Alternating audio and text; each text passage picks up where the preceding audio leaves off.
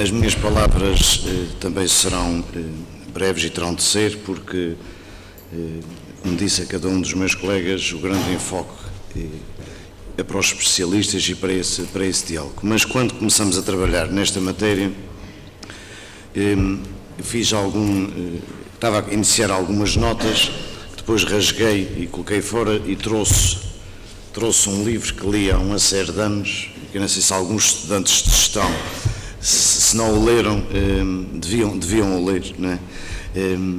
Mas que de alguma forma penso que reflete tudo aquilo que vivemos e sentimos. Isto é um livro muito simples, mas é das maiores lições de vida e até de enquadramento e ajustamento à situação em que vivemos. E como é que podemos ligar este pequeno livro àquilo que nós passamos? Em boa verdade, o queijo que aqui é referido era a situação a que estávamos todos habituados até 2007, 2008. E todos nós, todos nós sabemos, ou ainda nos lembramos, apesar de nos irmos esquecendo aos poucos. Vivíamos uma situação praticamente de pleno emprego, não se falava nos jovens emigrarem ou terem de emigrar para terem oportunidades. Não ouvíamos, como eu ouço, quem tem filhos de 16, 17 anos, ouve todos os dias, pai, para que é que eu vou tirar um curso para ir para o desemprego? Não ouvíamos o comércio tradicional dizer que abrimos a porta e estamos de manhã à noite à porta a ver se alguém entra. Não víamos as redes ou as estruturas que se multiplicaram, quer na área social, quer noutras áreas, a verem os pais tirarem as crianças ou de creche ou de ATLs por valor, às vezes por 10, 15 euros de diferença, e não víamos um sentimento por vezes até de impotência de inverter a situação. E obviamente compete a quem está e a todos nós inverter. Quer dizer, nós não podemos ficar à espera que alguém venha de fora resolver os nossos problemas. Eu relevo e destaco, não disse inicialmente, o grande número de alunos da Universidade dos Açores que aqui está presente, obviamente com o empenho e com o trabalho de algumas pessoas, o Fernando, o Rui Luís, pessoas que nos ajudaram também neste sentido, efetivamente porque são aqueles que estão na linha da frente. Nós vivemos aqui num concelho que tem cerca de 1.200 desempregados. Destes 1.200 desempregados, cerca de 700, portanto, foram empurrados para o desemprego pelo setor da construção civil. À volta de 200 a 250 são jovens, à procura de primeiro emprego. E um pacote, os restantes estão envolvidos, portanto, não contam nas estatísticas, porque estão envolvidos em programas como o Recuperar e outros programas de ocupação, porque eram pessoas que estavam sem qualquer rendimento, mas que no fim destes programas, portanto, voltarão, muitos deles, infelizmente, às estatísticas. Temos um tecido empresarial que é débil, que é pequeno, portanto, que corresponde à nossa realidade, quer geográfica, quer uma realidade que até hoje tinha um grande enfoque no mercado interno, portanto, praticamente a grande maioria das empresas existia e funcionava virado para um mercado de 20, no caso do Conselho, 20 mil pessoas, no caso da ilha, 60 mil pessoas. Temos uma classe média que, de alguma forma, foi em grande parte o sustentáculo deste processo durante muito tempo, durante anos ou décadas, que via anualmente o seu rendimento aumentar, portanto, obviamente tem algum peso significativo a função pública, portanto, esta estrutura que tem sido claramente debilitada, atacada, portanto, no rendimento nos últimos anos, e há aqui um sentimento que, por vezes, portanto, pensamos estar perante um paradigma de impossível resolução, que é, se deixamos quase de ter mercado interno, como é que podemos ter empresas? E o Sandro e o Ricardo falaram aqui noutras questões. Eu estive em Bruxelas a semana passada e saí de lá num fórum para as regiões ultraperiféricas. Portanto, foi feito, claro que, quem não sabe, a grande predominância das regiões ultraperiféricas são francesas, não é? Quer dizer, portanto, nós temos os Açores e a Madeira ligadas a Portugal, tem as Canárias ligadas à Espanha, e o resto está tudo, praticamente todas as outras, portanto, as que estão, pelo menos, estão ligadas à França. Portanto, isto tem um peso que é proporcional ao peso de cada país, no tratamento dos problemas, na forma como a União Europeia olha para estas realidades. Mas houve 2 ou 3 questões que eu gostaria de partilhar com vocês, porque tem tudo a ver com aquilo que a gente vai ver nos próximos anos. A perspectiva da União Europeia relativamente àquilo que se passa nas regiões ultraperiféricas da Europa é esta. Nós vamos continuar, mas estamos fartos de assinar cheques de milhões para vocês e vocês não conseguem sair ou deixar de ser regiões de procura para se converterem em regiões de oferta. Portanto, neste próximo quadro comunitário, nós vamos voltar a assinar o cheque, mas vocês têm que fazer as transformações efetivas. Quer dizer, vocês não podem ficar em ilhas, considerando-se quase de coitadinhos. Nós temos, e por outro lado, portanto, termos regiões, por exemplo, como os Açores, ou como a realidade dos Açores, em que, mesmo nos bens alimentares, importa a maior parte do que consome. Portanto, e aqui que estávamos aqui a falar, existe muito mercado interno, basta olhar só para a estatística de importações da região. Se nós olharmos para a estatística de importações da região, nós percebemos que há mercado interno. Por exemplo, só no caso da Terceira, onde vivem 60 mil pessoas, a importação de iogurtes representa 6 milhões ano. Não é? Quer dizer, portanto, a importação de alfaces representa 7 milhões de euros ano. Quer dizer, estamos a falar aqui em situações em que esta perspectiva, de se dizer que efetivamente não há mercado interno, o que tem que haver é um redirecionamento de muito do que nós fazemos e do caminho. Por outro lado, a organização de um fórum destes não é, nem pode ser de maneira nenhuma um fim em si próprio. É um pontapé de saída para outras coisas que temos que fazer. E podem perguntar, mas o que é que a Câmara tem a ver? A Câmara que vai resolver o problema? Não, não é a Câmara que vai resolver o problema do desemprego, nem pode ser. Aliás, a própria Câmara está sujeita, por imposições do Orçamento de Estado, a reduzir, portanto, entre 3% a 5% ao ano o seu efetivo. E muitas das vezes os processos de reforma, neste momento, não estão a resolver esta questão. Portanto, ou seja, vai ter que ser o setor privado, em grande parte, a ultrapassar isso, a ultrapassar a situação que nós temos, a ultrapassar o paradigma que nós temos, que é efetivamente complexo. Agora, nós não chegaremos lá batendo com a cabeça na parede na maior parte das coisas como fizemos, ou como fazíamos até hoje, ou como fizemos até o início da crise. Não há hipótese. Quer dizer, já percebemos todos que não há hipótese. Agora, e temos que ser nós a mudar a realidade em que vivemos.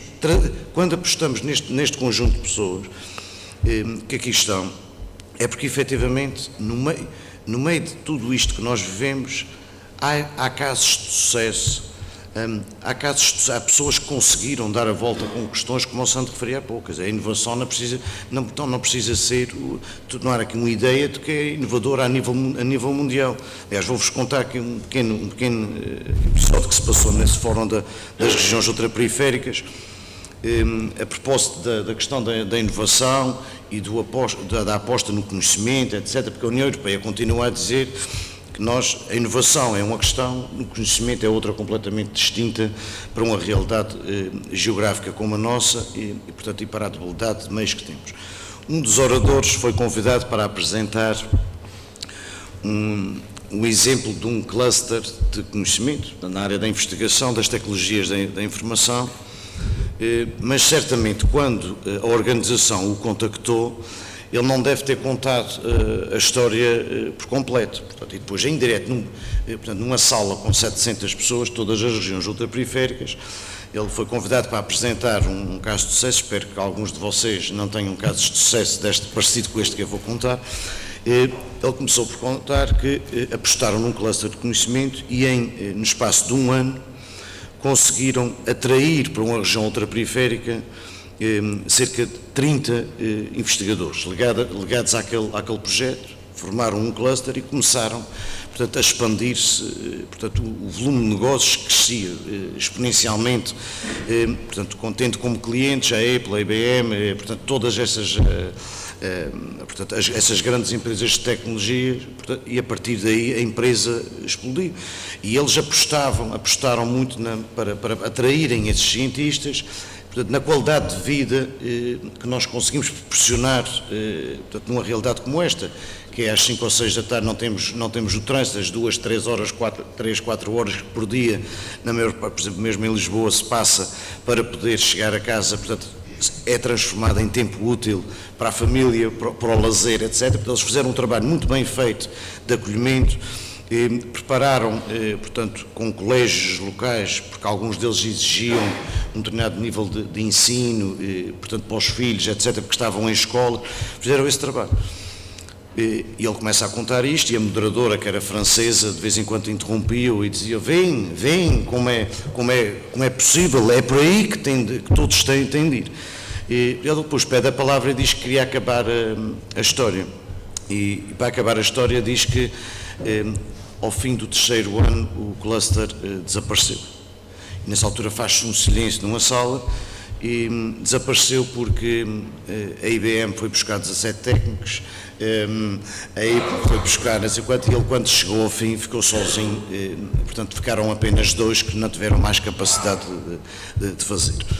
Portanto, esta questão e este exemplo faz-nos pensar em muitas das questões, nomeadamente com a estratégia, que é cada vez mais a estratégia europeia, que é uma estratégia de praticamente abertura ao mundo. Os acordos, aliás, uma das regiões ultraperiféricas começou a enumerar e a confrontar o membro da Comissão Europeia com o número de protocolos de comércio livre que tinham sido assinados nos últimos 6 meses, não é? Desde o Mercosul até específicos com determinados países, e há um que está quase fechado, que poderá ter grande impacto perante nós, na nossa realidade, que é o acordo transatlântico com os Estados Unidos, não é? Portanto, esta matéria que pode ter um impacto devastador, não é? E pode ser também, em muitas matérias, um centro de grandes oportunidades, em particular para a nossa região, com uma ligação que nós temos à diáspora, e efetivamente penso que é uma mais-valia que pode perfeitamente, mas cada vez mais nós estamos perante essa realidade que se referia aqui, que é aquelas medidas proteccionistas de evitar que produtos de outros lados continuam a entrar por aqui dentro. Nós não vamos conseguir travar isso de forma alguma, pelo contrário.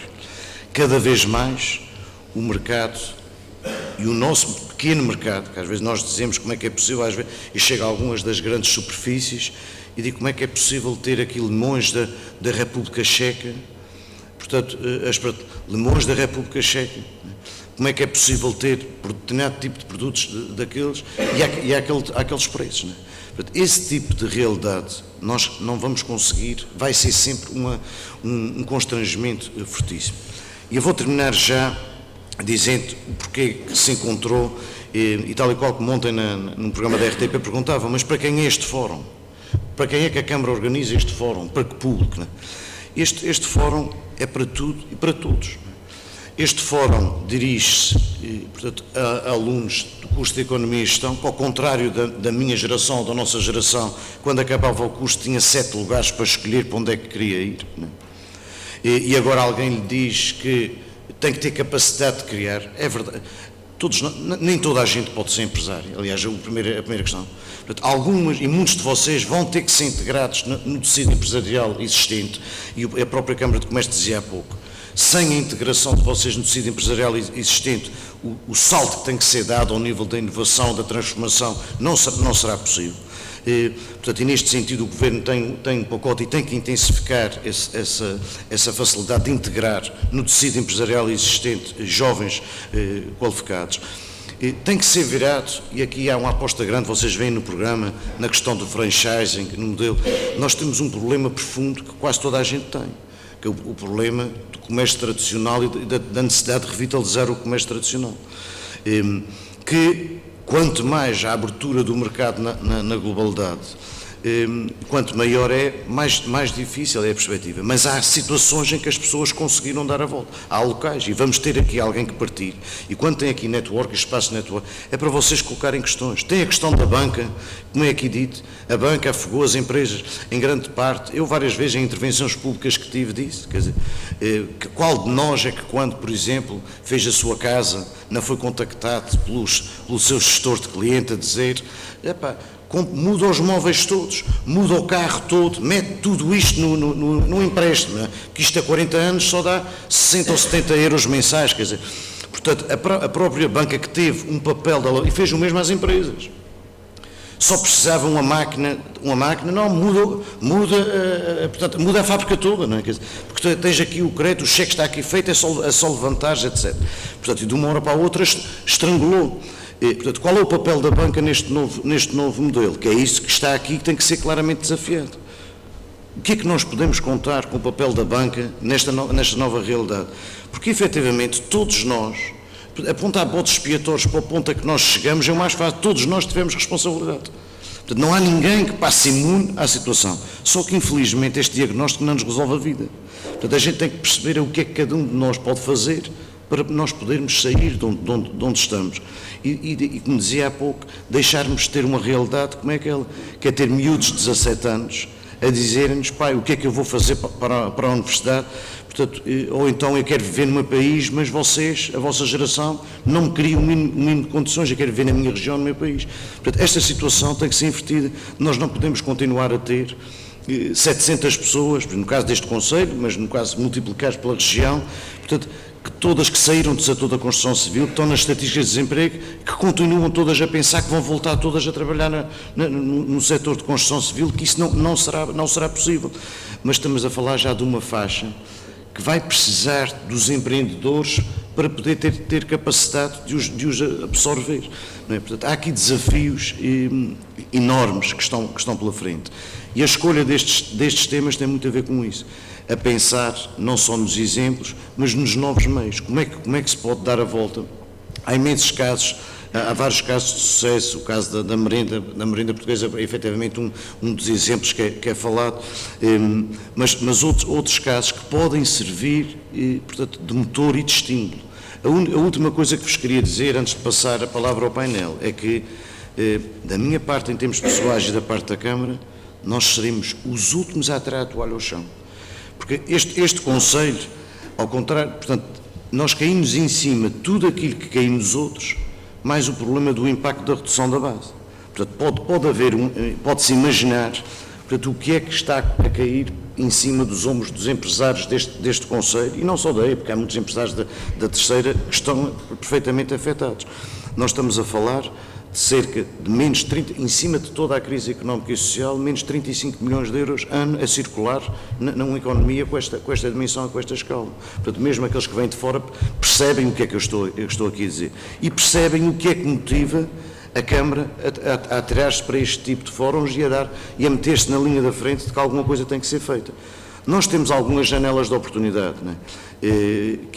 que temos que também, que tem que sair deste fórum ideias de como é que podem ser aproveitadas. Temos a Embaixada dos Estados Unidos que se quer envolver em alguns projetos, mas a gente tem que saber dizer o que é que quer. Nós temos a Fundação Luso-Americana que vai assinar connosco um protocolo já na próxima semana, pela primeira vez. Não é? Portanto, assina um protocolo no sentido de financiar o tal estudo para a colocação no Conselho de uma grande unidade industrial. Não é? Portanto, há aqui algumas janelas, algumas portas portanto, de oportunidade, porque há um sentimento de culpa da parte. Nós temos um governo que não tem defendido nem de longe nem de perto os interesses locais no âmbito deste negócio com os Estados Unidos. Mas não me serve de nada, eu já percebi, eu já estou há 2 anos e meio, não me serve de nada andar pelos cantos a chorar, nem a tirar pedras a quem quer que seja. Nós temos que ter capacidade de dizer o que é que queremos. Portanto, o que é que queremos exigir dessas entidades, portanto, que nos estão a conduzir. E essas exigências, portanto, têm que se traduzir em resultados efetivos. Não pode ser meramente artificialismos, porque artificialismos não enchem a barriga a ninguém, não resolvem o problema dos jovens desempregados, nem das oportunidades, nem das empresas que precisam ser requalificadas. Uma nota final e para acabar.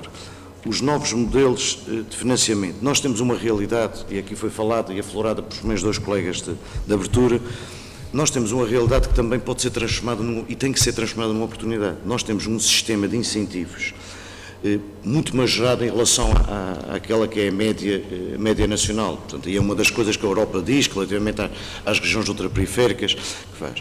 Portanto, nós temos algum tipo de projeto que pode ir a 70% ou 80% de cofinanciamento, outros a 50%, e estamos sempre a falar que para materializar novos investimentos, utilizando, se conseguirmos combinar os vários instrumentos, como o capital de risco, portanto, como algum financiamento, nós podemos estar a falar de pequenas verbas, quer dizer, portanto, não, se estivermos a falar num investimento, às vezes para materializar um investimento de 100 mil euros ou de 100 mil euros que cria 2 ou 3 postos de trabalho, por vezes só estamos aqui a falar que falta arranjar 25 mil, não é? Quer dizer, por vezes é isto que estamos aqui a falar, só que esses 25 mil ninguém os emprega, principalmente se forem jovens, só se hipotecar, reverem as hipotecas das casas dos pais ou do que quer que seja. Portanto, é todo este panorama e este enquadramento que eu gostaria que fosse aflorado. Eu peço desculpa ter-me alongado um pouco mais do que devia, andei quase a tocar a campainha aos meus colegas, mas ainda podia sair daqui sem partilhar convosco este enquadramento de base e pedir aos vários oradores que no âmbito das suas intervenções também pudessem pegar naquilo que vão dizer e se puderem materializar a uma escala local, não é? Portanto, descerem um pouco, porque uma coisa por vezes é fazer um projeto desta natureza de sucesso, onde vivem 3 milhões de pessoas, outra coisa é fazê-lo numa ilha, no meio do Atlântico, portanto, onde vivem 60 mil pessoas. Um bom fórum para todos vocês e, mais uma vez, parabéns a todos vocês que estão aí pela enorme afluência que temos, que efetivamente surpreende a tudo e a todos, a mim em particular, e que possam efetivamente sair daqui pelo menos com motivação, com ideias e com a perspectiva de todos em conjunto podermos fazer mais e melhor para sairmos, porque nós é que vamos ter que resolver o problema que nos caiu às costas. Ninguém virá aqui resolver por nós. Muito obrigado e muito bom.